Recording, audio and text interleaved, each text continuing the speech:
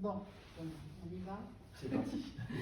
Bonjour Bastien Crescent, donc vous êtes l'invité d'honneur de ce 5e salon du livre, et dites-le avec les livres de du millénaire, pardon.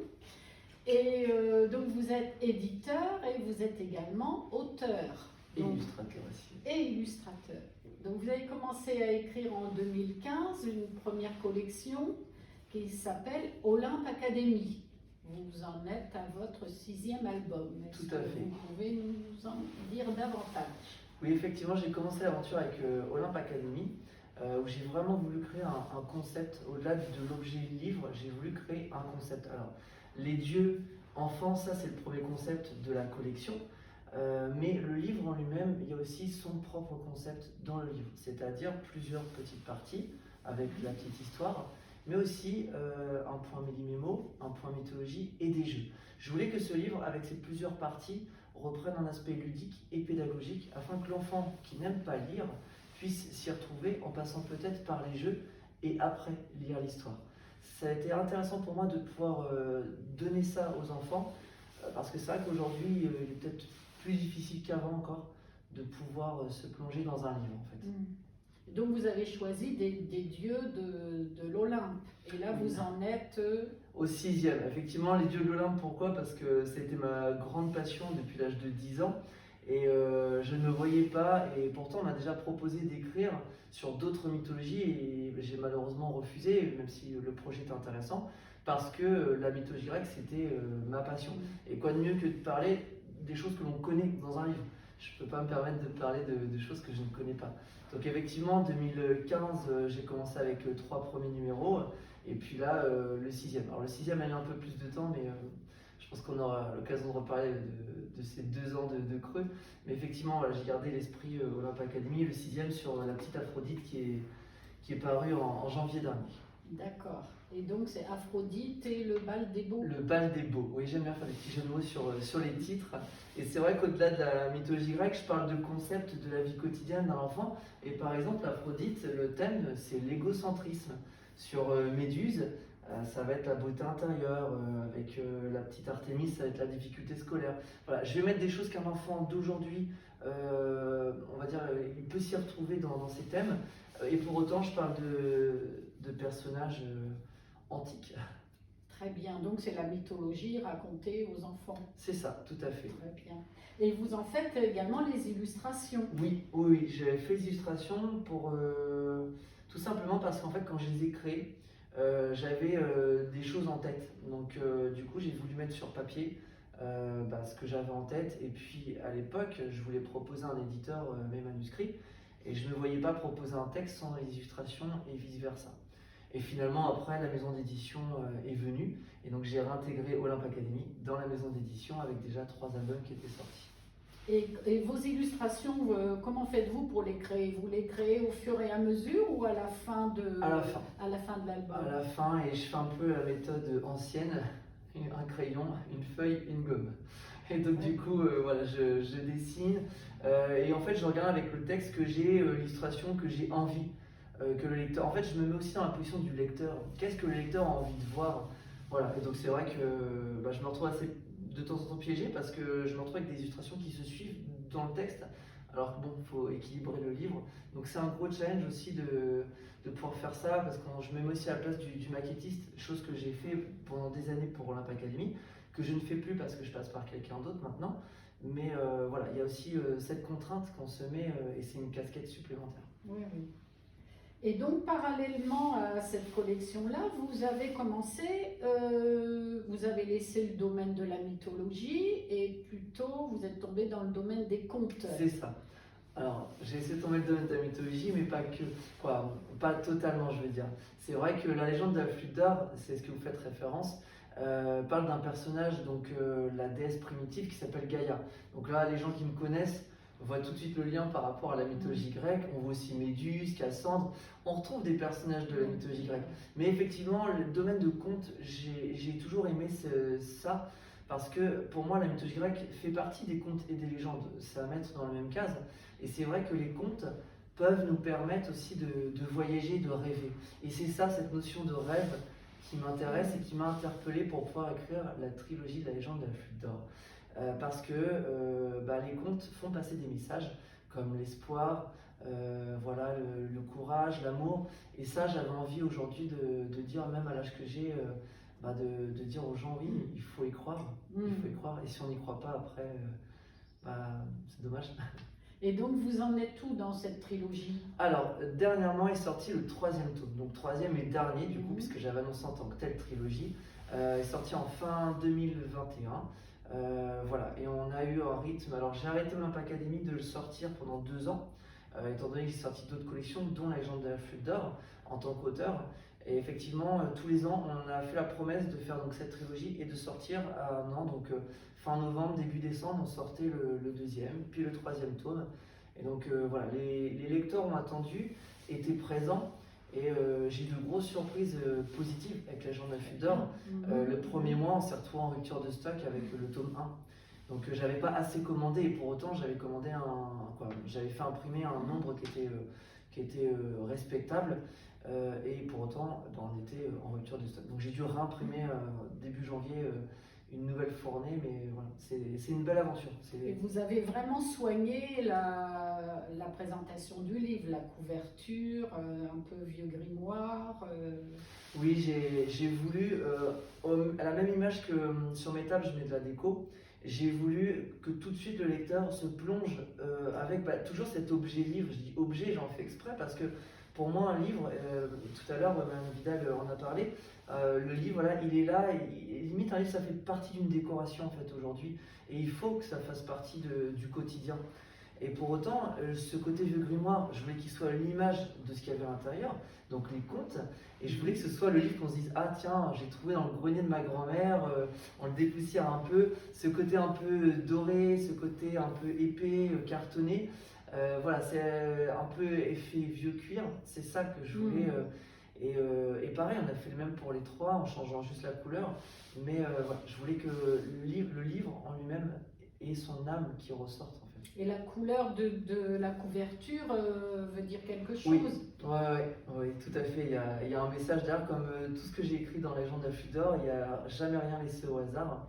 Le marron, tout simplement, pour commencer, le vieux grimoire, c'était soit noir, soit marron, je trouvais pas ça très engageant, le noir. Le côté marron, vieux cuir. Le deuxième est rouge, donc le rouge, avec le symbole d'une lune sur la couverture, parce qu'on parle d'une lune qui est pleine, qui n'a jamais été pleine depuis des siècles et des siècles. Et cette lune est rouge, donc non seulement c'est rare qu'elle soit pleine, mais encore plus parce qu'elle est rouge. Et je mets en avant les méchants. C'est-à-dire, dans le tome 1, la flûte est retrouvée, et on met les méchants en avant dans le tome 2, c'est-à-dire que pendant que la flûte d'or est retrouvée dans le 1, qu'est-ce qui se passe du côté du mal, du côté des méchants? Y a-t-il une organisation? Là, il y a des nouveaux personnages qu'on voit. Donc c'est vrai que ce côté un peu rouge sang, met tout de suite dans l'ambiance. Et le troisième, il est vert parce que je mets davantage les fées à l'honneur. Donc le côté un peu floral, je voulais aussi une couleur qui aille avec les deux autres. Ça, c'est le côté illustrateur qui ressort. Je ne pouvais pas prendre n'importe quelle couleur. Et au final, ce côté vert espoir, vert nature, voilà, avec cette clé dont je parle dans le tome 3, qui nous donne une ouverture sur l'avenir. Une ouverture, mais quelle ouverture? Ça, je peux pas le dire. Et justement, pour les illustrations, vous avez fait appel à Manon Rass. Tout à fait. Et pourquoi donc avez-vous fait Parce appel à que une illustratrice? Oui, c'est vrai qu'avec Olympe Academy, j'avais fait moi-même les illustrations et moi je les fais surtout en numérique, malgré que je les fasse à la main. Et là, je ne sais pas pourquoi, comme beaucoup de choses que je fais pour la maison d'édition, je me lève le matin avec une idée et qui me tient à la journée, c'est de l'aquarelle. Je ne sais pas faire de l'aquarelle. Et en fait, avec Manon, on s'est rencontrés à un salon, comme aujourd'hui par exemple, en tant que lectrice. Et au bout d'un moment de la discussion, présentation des livres que je faisais, notamment Olympe Academy, elle me présente son book. Donc bonne surprise, je regarde une image, 2 images, et là je tombe sur une illustration qui m'a projeté directement. Et je me suis dit, c'est elle avec qui je dois travailler. Donc c'était une rencontre du hasard. Et ce qui est encore plus beau, c'est qu'un an après, jour pour jour, au même salon, on sortait le tome 1 ensemble. Donc c'était un gros travail parce que Manon, déjà pour moi de travailler avec quelqu'un d'autre, là quand on ne voit qu'avec soi-même, c'est plus facile. Là, on travaille avec quelqu'un d'autre, mais c'était une bonne surprise, une bonne leçon de vie, je veux dire, dans le sens où on s'est vraiment coordonné sur les illustrations. Et il y a même des moments où on m'a fait des illustrations et j'ai dû réadapter mon texte. Parce qu'elle m'a fait des illustrations qui ne collaient pas avec ce que j'avais écrit. Mais comme je trouvais l'illustration belle et que je ne voulais pas la faire recommencer, bah, j'ai réadapté de temps en temps, notamment pour le tome 2, quelques illustrations. Donc elle a fait les illustrations des trois, oui, des trois tomes. Ouais. Je voulais vraiment qu'il y ait une continuité. Et elle-même m'a dit que j'avais évolué dans le texte et elle-même a évolué aussi dans ses illustrations. Donc c'était vraiment une belle expérience de vie, tant humaine pour nous deux, personnelle pour chacun d'entre nous. Et artistiquement parlant, c'était fort, vraiment très bon. Donc on va parler maintenant de votre maison d'édition, oui. que donc vous avez créée en 2017. 2017, oui. Et quels sont les auteurs qui ont intégré votre maison d'édition? Et est-ce que c'est vous qui les avez choisis ou est-ce que ce sont eux qui sont venus vers vous? Alors effectivement, à chaque rencontre, ça a été un peu le hasard en fait. Et c'est un peu ce qui me motive dans ce que je fais dans la maison d'édition, ça vient de là, ça vient pas de là, ça vient pas de là, ça vient de là. Même titre que Manon, bah, du coup on en a discuté, ça a été le hasard et tout de suite un coup de foudre amical.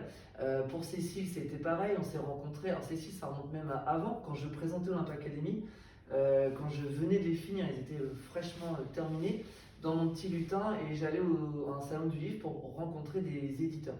Et je ne sais pas pourquoi, je suis tombé sur Cécile avec qui on a parlé et qui était dans une autre maison d'édition. Et puis on s'est revu l'année d'après j'avais évolué. Et finalement l'année encore d'après, on avait le projet pour la Brigade des Anges.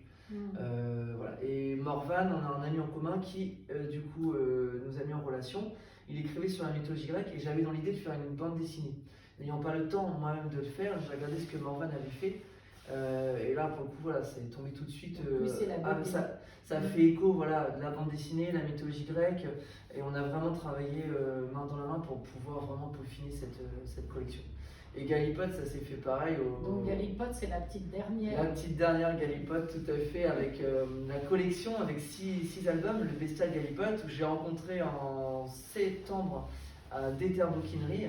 Et je la revois en décembre à Déter Bouquinerie et c'est 3 jours après que je me suis dit mais parce qu'elle est conteuse. Elle est conteuse et c'est pour ça que j'étais venu la voir avec ma fille parce que j'adore ça, j'adore ce genre de moments d'échange et voilà, je reste un grand enfant je pense. Et au final, c'est 3 jours après la deuxième fois que je la vois que je me dis là, il faut qu'on travaille ensemble. Et j'osais pas trop lui envoyer un message et elle en fait, elle pensait que c'était une blague. Quand je lui ai envoyé le message, elle a mis 3 jours à me répondre. Merci Galipote.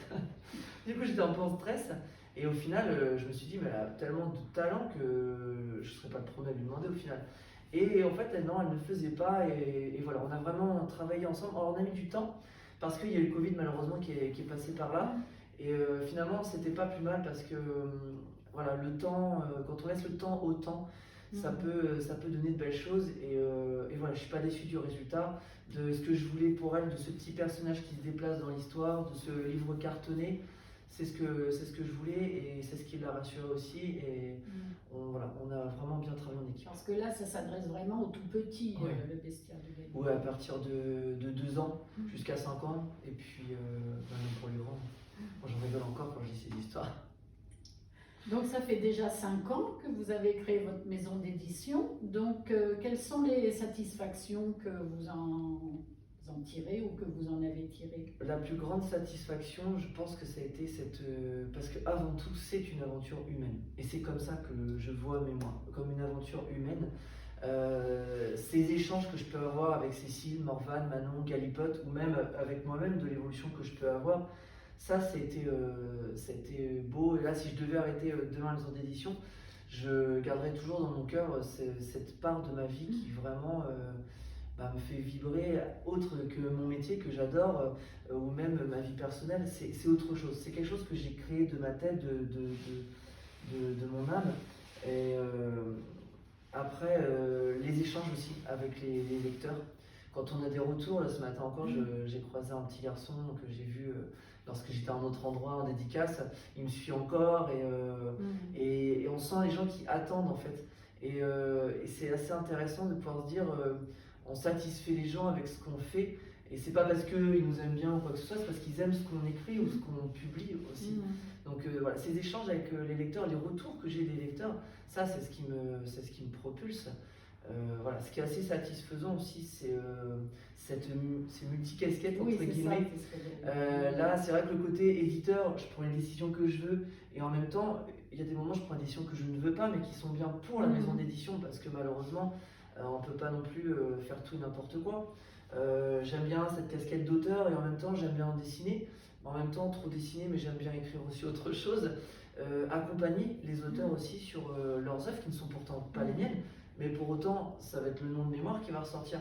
Donc les accompagner, comme j'ai fait dernièrement avec Galipote, avec ce petit personnage qui se déplace, apporter, je sais pas, peut-être pas un savoir, mais je parle plutôt de folie. Folie, ils se comprendront quand ils écouteront la vidéo. Cette folie qui fait que ça nous fait tous avancer et dans le même sens en fait. Après, les inconvénients, oui, c'est sûr que, étant donné que j'ai un métier à côté, je peux pas me permettre d'aller démarcher toutes les librairies, d'aller démarcher tous les salons. J'ai aussi une vie à côté personnelle que j'ai aussi envie de maîtriser. Et c'est vrai que je ne peux pas me lancer à 100%, mais en même temps, est-ce que j'en ai réellement envie de me lancer à 100%?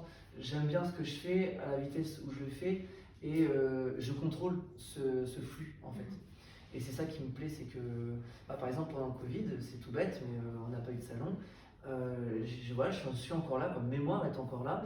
On appuie sur pause et puis après on a continué et puis pour autant ça ne nous a pas empêché de créer. Donc vous avez créé votre site Oui, mémoire-morte.fr effectivement, et en plus il a été revu là en décembre dernier par l'agence qui a traité le site, qui l'a créé d'ailleurs. Et ils ont fait vraiment un très très beau travail et très fluide. Et c'est même moi qui me charge des commandes lorsque j'ai des commandes sur le site internet. Oui, on commande directement. Voilà, c'est ça, j'ai même la casquette, bim, je mets un colis. Et puis vous avez des projets pour la suite des aventures? Alors oui, il y a toujours des projets. J'ai des projets pour Olympe Academy.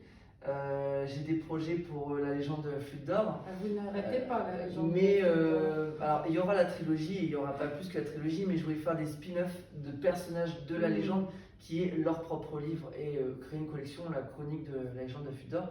Un peu long comme titre, mais c'est assez parlant. Mais là j'ai envie de faire une pause parce que effectivement, quand on en avait parlé la dernière fois, depuis 2019, où il n'y a plus eu que Olympe Academy, on n'a pas arrêté et voilà, c'est quand même pas mal de travail derrière. Donc j'ai envie de faire une pause dans la création. Puis il y a aussi le tome 2 de Rêveur de l'Olympe qui doit sortir. Donc il faut aussi pouvoir budgétiser cette collection.